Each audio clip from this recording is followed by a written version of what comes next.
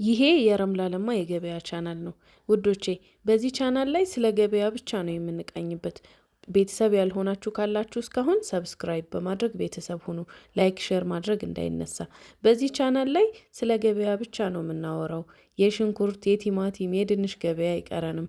የየቀኑን የገበያ ውሎ እንወያይበታለን። ለምሳሌ ሰሞኑን እንግዲህ የወርቅ ጉዳይ እያነጋገረ ነው። ግራም 29 ሺ ገባ እየተባለ ነው። እሱንም ሂደን እንዳስሳለን። ከዛ ውጭ አልባሳት፣ ኤሌክትሮኒክስ፣ የቤት እቃዎች፣ መጅሊስ፣ ሶፋ፣ ሁሉንም አይነት ቅመም፣ ሽሮ፣ የተለያየውን ነገር በሙሉ በዚህ ቻናል ላይ ስንት ገባ፣ መቼ ይቀንሳል፣ እንዴት ነው የሚለውን ነገር ስለምንዳስስበት ሁላችሁም ሰብስክራይብ በማድረግ ቤተሰብነታችሁን አጠናክሩ። ሌላም በዚህ ጉዳይ ላይ እንደሰራላችሁ የምትፈልጉት ነገር ካለ ስለምን ይሰራ የሚለውን ነገር ኮሜንት ላይ አስቀምጡልኝ። እየሰራሁ ይዤላችሁ እመጣለሁ ማለት ነው።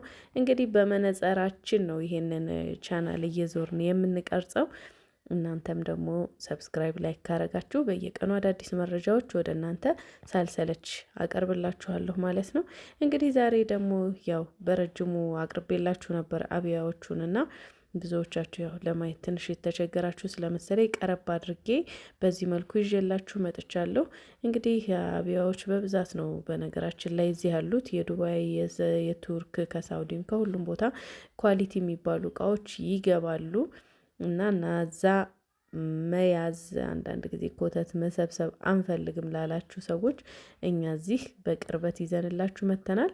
ሻንጣ እንዲረተብላችሁ የምትፈልጉ ሰዎች ካላችሁ የምትፈልጉትን ልብሶች ፒክ አድርጋችሁ ላኩልኝ። እኛ በሻንጣ አዘጋጅተን የምትፈልጉበት ቦታ እንልክላችኋለን።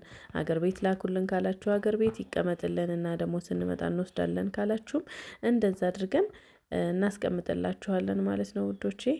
ከዛ ውጭ አሁን ካያችኋቸው በሙሉ የመረጣችኋቸውን ይሄን ወድጀዋለሁ የምትሉትን ከስር ኮሜንት ላይ ያስቀምጡልኝ። ይህንን ደግሞ የገበያ ቻናል ለሌሎች እህቶች ሸር በማድረግ ቤተሰብነታችንን እናብዛላለሁኝ። እንግዲህ ዛሬ ደግሞ ወደ ወርቅ ነው የምወጣው ብያችኋለሁ። በእርግጥ 24 ካራንት ነው 29 ሺ ገብቷል የተባለው። ቢሆንም ግን በዚህ ልክ ወርቅ መጨመሩ በጣም ነው ያስገረመኝ። እናንተም እንደተገረሟችሁ አልጠራጠርም። እስኪ ቦታው ላይ ደግሞ ሂደን እውነታው ምንድን ነው የሚለውን ነገር ቪዲዮ እንሰራበታለን ማለት ነው። በመነጽራችን እየተዟዟርን እናያለን። አብያዎቹ እንግዲህ ከ7000 ጀምሮ እስከ 3500 ያሉ አብያዎች ናቸው።